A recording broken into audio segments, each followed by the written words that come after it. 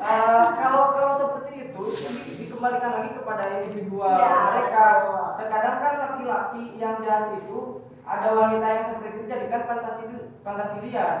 Boro-boro apa sih ngelihatnya kayak gitu, enggak biasa aja pakai pakaian tertutup, suka ada kan laki-laki mah. Oh gitu. Misalkan itu kan tadi menjelaskan laki-laki yang buruk. Cuman mereka kayak diri Cuman atau tidak ya, gitu. bagaimana mereka mengontrol dirinya masing-masing. Oke, baik. Nah, oke. Jadi bukan patokan menurut kalian kalau baju.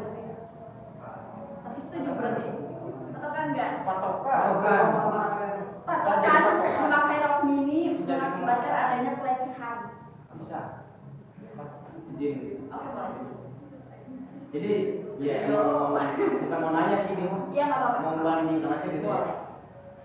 Karena di sini kan perempuan pulang malam menjadi pemicu pemerkosaan. Jadi melihat realita, bukan hanya perempuan saja yang menjadi pemicu pemerkosaan. Laki-laki pun ada yang menjadi korban pemerkosaan. Cuman tidak banyak di up mungkin ya. Nah, ya itu mungkin. Karena keenakan kali ya.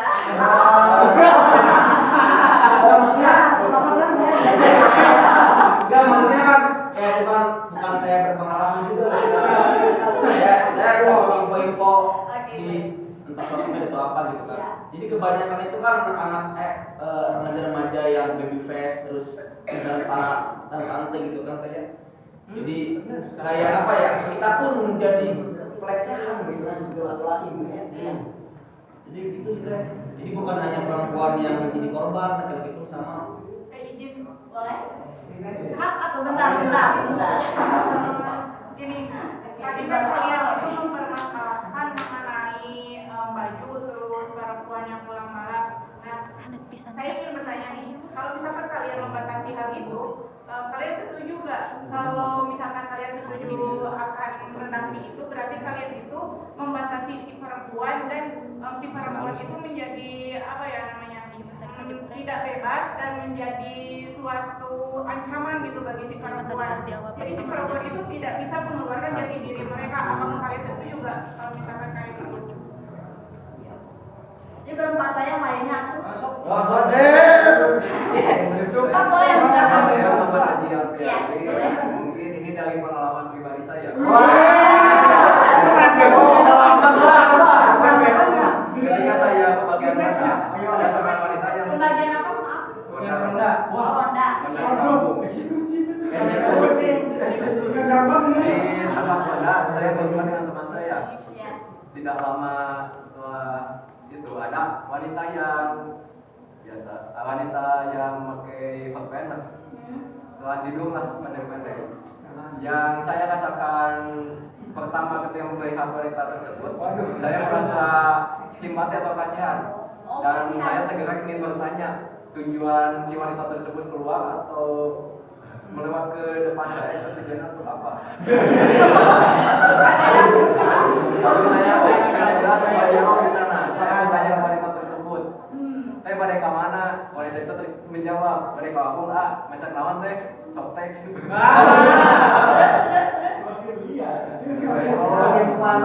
Terus saya kasih tahu. Apa? Emang Mungkin saya kasih tahu lokasi warung di mana yang masih buka di Pandawa jam tersebut. Itu di APM teh penggelar pasar. Pokoknya nurun Ini tadi pertanyaan dari aku kan belum dijawab kan. Kalau misalkan kayak gitu gimana sih? Kalau misalkan kalian itu kan setuju nih perempuan yang memakai baju minim dan perempuan yang pulang malam itu menjadi suatu apa ya? Suatu tindakan buat nama teh?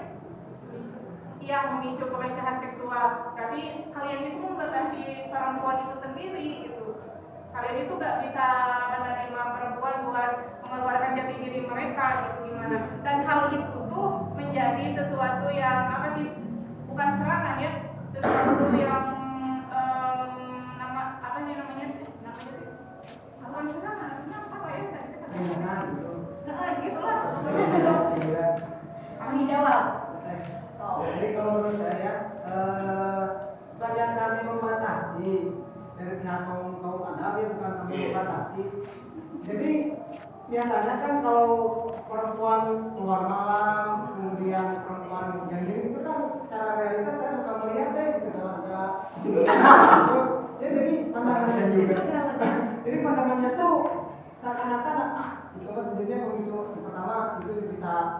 kemudian kita maksanya bisa terjadi. Oke, boleh. Ya, nama Doni Apandi dari UIN. Ya. Nanti sebelumnya mohon maaf gitu kepada sahabat-sahabat, untuk kali ini saya berpihak kepada sahabat ya. Aduh, Kalau ada culik. Kan perempuan menjadi korban dan si pemerkosa itu menjadi pelaku. Terlepas dari perempuan memakai pakaian yang minim atau tidak, perempuan pulang malam atau tidak, mungkin kalau menurut saya itu salahnya ada di pelakunya gitu. Ya pelakunya aja itu yang mohon maaf nih, yang sangean seperti itu. Coba kalau perempuan itu lewatnya di depan saya pasti aman. Jadi maksudnya dimaksud gitu ya. Membicarakan tentang ya tadi ya perempuan yang pakai baju minim gitu ya, malam-malam gitu kan. Ya berbicara tentang realitanya. Bahwasanya kalau misalkan pakai baju minim terus keluar dari rumah atau dari manapun pakai baju apa di waktu malam, itu kan pasti pertama dingin gitu kan. Tidak mungkin lah semata-mata kita keluar malam pakai baju kolor sama baju oblong doang, kan tidak mungkin, pasti pakai celana atau pakai jaket lah minimal gitu. Jadi emang bukan maksudnya untuk membatasi perempuan menunjukkan diri sendiri, bukan. Jadi emang gimana ya? Ya sama-sama saling menghargai lah. Perempuan laki-laki pun normalnya jika melihat perempuan tersebut mungkin reaksinya akan seperti itu. setuju, sahabat. Jika perempuan jadi gitulah. Jadi jangan menimbulkan sebab dan akibat.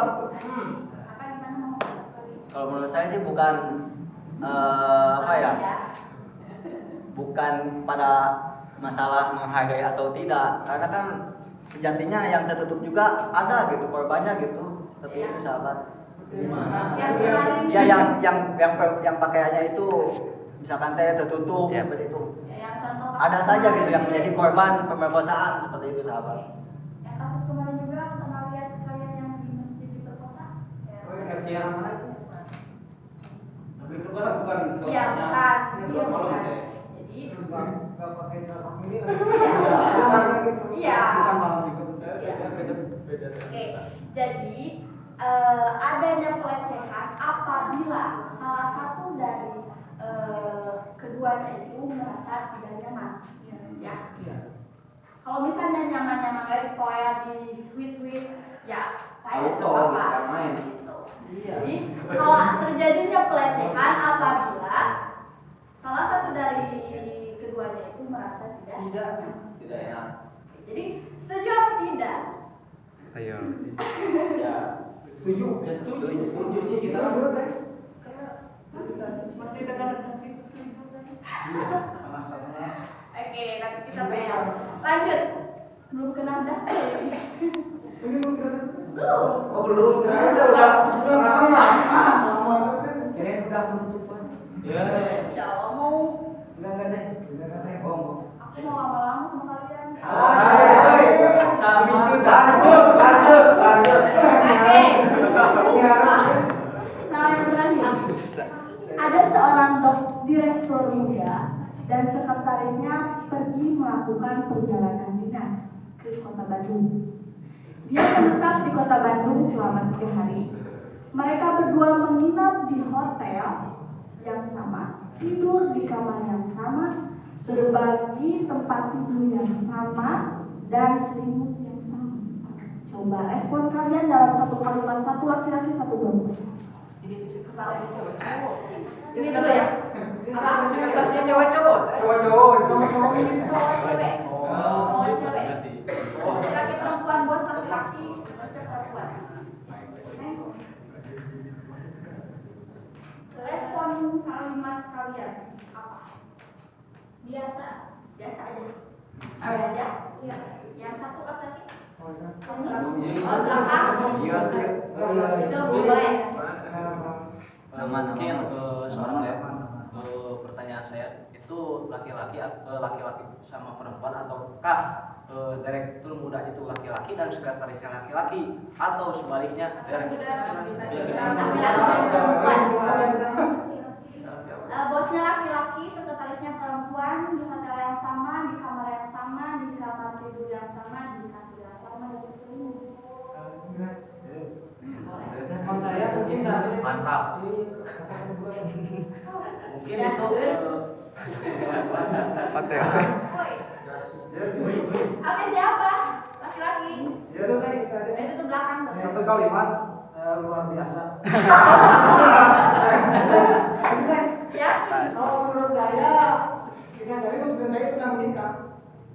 Enggak. Kalau enggak, ini enggak. Oh, Kasusnya enggak. Hanya rekan kerja. Kalau satu kalimat sih menurut saya tergantung. Tergantung. Tergantung apa? Tergantung kalau misalkan entah sekretarisnya menggoda atau direktur menggoda kan otomatis bisa terjadi hal-hal yang Tapi tidak diinginkan. pas mendengar kalimat ini, pikiran-pikiran negatif kalian bermunculan.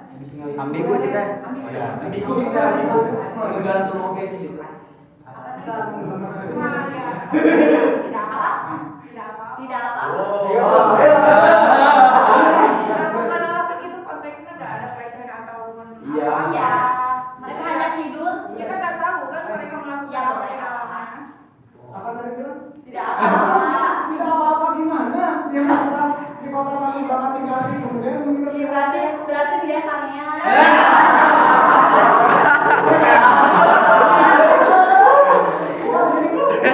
Bukan hanya itu teh, jadi kan kalau mendengar ya apa? Saya nih mendengar ya si Isrok sama apa sama Dewi nginep 2 kali hari. Ngapain tuh? Lihat saja. Ini sahabat, kan kemarin malam kita udah apa sih materi mengenai analisis sosial ya. Nah di situ juga udah kita harus menganalisis gitu. Melakukan apa-apa gitu. Jadi jangan menjudge mereka melakukan apa-apa, ya udah kita nggak apa-apa dong mereka mau gitu juga.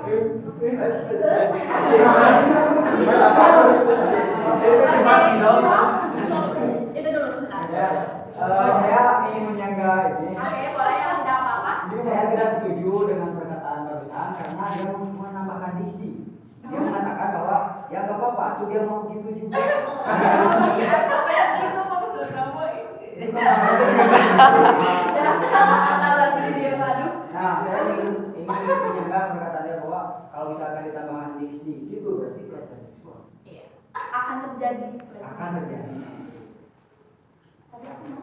Ya, tetap tergantung. Tapi kamu tadi yang sayang.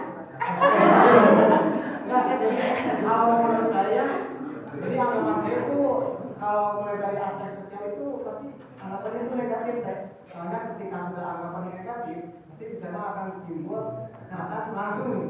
Iya. Karena langsung itu langsung di plus. Di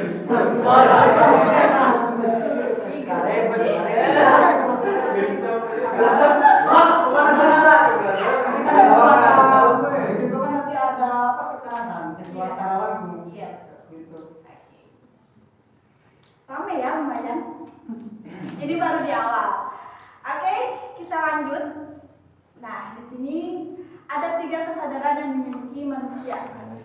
Setelah melalui berbagai pendidikan formal, maka BSD diskusi ada kesadaran rendah, menengah, dan tertinggi. Terus kesadaran berpikir juga kalian akan mengalami naik turun apabila tidak diasah dan dijaga dengan terus aktif di ruang-ruang intelektual. Dan saya berdiri di sini juga sebagai pemantik diskusi ya. Jadi jangan perlakukan saya sebagai jadi perlakukan saya sebagai seorang sarjana pendidikan aja, bukan sebagai seorang ulama perempuan. Tentu ada banyak kekurangan dalam sudut pandang pengetahuan saya, salah satunya dalam membicarakan Nahdlatul Nisa. Oke, next. Nah, apa Nahdlatul Nisa? Ada yang mau dijelaskan sebelum? Oke, boleh. mungkin atau kebangkitan wanita, bisa dikatakan Apa? kebangkitan wanita. Kebangkitan wanita atau perempuan. Betul. Nahdlatul berasal dari kata nahdo yang artinya adalah kebangkitan. Nahdo menurut bahasa berarti kemampuan dan potensi untuk mencapai kemajuan sosial dan yang lainnya. Sedangkan Anissa tentu saja adalah perempuan. Maka secara literal Nahdlatul Nisa memang bermakna kebangkitan kaum perempuan atau perjuangan atau gerakan perempuan. Oke, kenapa ada istilah kebangkitan kaum perempuan? Apakah itu artinya kaum perempuan mengalami keterpurukan? Ya tidak. Oke, next operator. Oke, kita lihat flashback ke belakang. Pada pra Islam itu banyak baik perempuan dikubur hidup-hidup itu pada zaman jahiliyah ya. Terus perempuan dipaksa kawin sebelum menstruasi atau di bawah umur. Banyak. Terus hubungan seksual menjadi kewajiban istri. Terus ada di poligami sampai tak terbatas, istri biasa dipukuli, istri dituduh zina, langsung dibenarkan, anak laki-laki lebih diutamakan dan anak perempuan dibenarkan. Nah, menurut kalian nasib-nasib perempuan ini masih ada nggak sampai zaman sekarang? Masih ya. Oke, next. Dan memang masih ada praktik-praktik kejahilian atau kebodohan masih ada sampai hari ini. Itu kayak kisah pilu bayi prematur dibuang, terus perkosaan dalam perkawinan itu nyata, lalu ratusan kasus pernikahan anak selama pandemi dikawinkan, banyak kan ya. Terus ada suara suami dari Tuhan itu katanya suara suami itu katanya dari Tuhan. Terus ada next. Ada lagi 14 tahun menikah, wanita ini baru tahu jika suami poligami. Banyak kasus-kasus yang terjadi sampai saat ini dan itu merupakan kejahiliahan atau praktek-praktek yang masa silam masih ada sampai sekarang. Oke, next. Nah, fakta sosial itulah yang memaksa perempuan harus tetap bangkit lagi dan lagi. Kenapa? Waktu tren perjuangan perempuan di Indonesia pada masa itu kan berbeda-beda. Dari pas prakemerdekaan, pas era Kartini sampai 1945 itu trennya pendidikan ya. Perempuan harus sekolah, harus sama kayak laki-laki mengenyam pendidikan. Terus pasca kemerdekaan, peningkatan hak-hak kaum perempuan termasuk dalam politik. Terus pas Orde Baru juga perempuan dipukul mundur, perempuan didomestikasikan, didomestikasi. Terus pasca reformasi sampai sekarang kekerasan seksual, diskriminasi, gender ekstremisme, konservatisme agama Oke. Nah, di sini ada 3 asas kemandirian manusia, perempuan dan laki-laki. Nah, pernah dengar Al-Hurriyah? Pernah ya? Nah, di sini kita harus menerapkan asas-asas itu, apalagi para kader mujahid. Di sini asas Al-Hurriyah atau kebebasan atau kemerdekaan. Nah, harus bebas dalam berpikir, berpendapat, berinisiatif, bebas dalam berkiprah dan beraktivitas. Harus memiliki asas yang pertama ini yaitu kebebasan atau Al-Hurriyah. Yang kedua, Al-Adl atau keadilan. Nah, kader mujahid PMI juga harus adil sejak dalam pikiran, apalagi perbuatan. Harus ada prinsip ada sesuai aswaja. Nah, kayak tawasud, tawazun, tasamu. Udah pada paham kan ya ini mah? Terus al-musawamah atau kesetaraan. Kader mujahid PMI harus memiliki kesadaran, pemahaman dan keyakinan yang kuat terhadap narasi mengenai hak-hak yang sama antara perempuan dan laki-laki untuk mendapatkan ruang dan akses publik untuk mengamalkan ilmu dan pengetahuan seluas-luasnya. Nah, untuk mendalami al-musawamah ini dengan cara mengikuti sekolah-sekolah formal yang ada di PMI. Oke, next. Nah, di sini ada gerakan feminisme sebagai narasi Nahdlatul Nisa. Nah, Nahdlatul Nisa di sini adalah sebagai gerakan feminisme itu seringkali dianggap sebagai gerakan pemberontakan terhadap kaum laki-laki atau upaya melawan peranata sosial yang ada. sebenarnya narasi feminis sama dengan narasi Nahdlatul Nisa. Feminis itu maupun Nahdlatul keduanya bersama-sama sebagai paradigma. Jadi Nahdlatul Nisa itu ada sebuah paradigma feminis. Nah, sebenarnya feminisme itu adalah gerakan yang berangkat dari asumsi dan kesadaran bahwa perempuan pada dasarnya mengalami ketidakadilan serta harus ada upaya untuk mengakhiri begitu pun dengan Nahdlatul Nisa. Oke, sebelumnya next ke yang gambar-gambar berita-berita lagi. Nah, di sini ada 1, 2, 3 yang bayi sama yang pernikahan dan yang perkosaan dan perkawinan. Saya mau bikin 3 kelompok, dibagi 3 kelompok di sini membahas berita-berita dari 3 itu yang pembunuhan bayi-bayi, terus kasus pernikahan dini, terus perkosaan dalam perkawinan. Bagi dulu 3 kelompok. Nanti saya. Itu berita itu 1, 2, 3 ini. Boleh. 1, 2, 3, 3.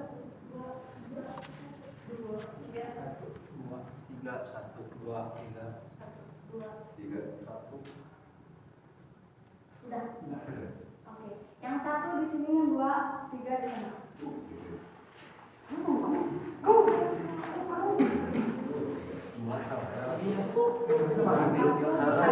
Satu kanan, 2 kiri, 3 tengah.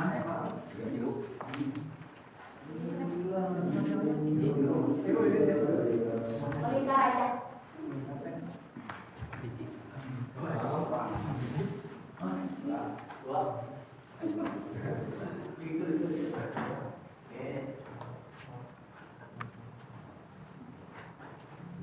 Oke, yang kelompok 1 saya kasih berita yang kasus-kasus pembunuhan bayi. Oke. Yang kedua, kasus pernikahan dini. Yang ketiga, perkosaan dalam perkawinan.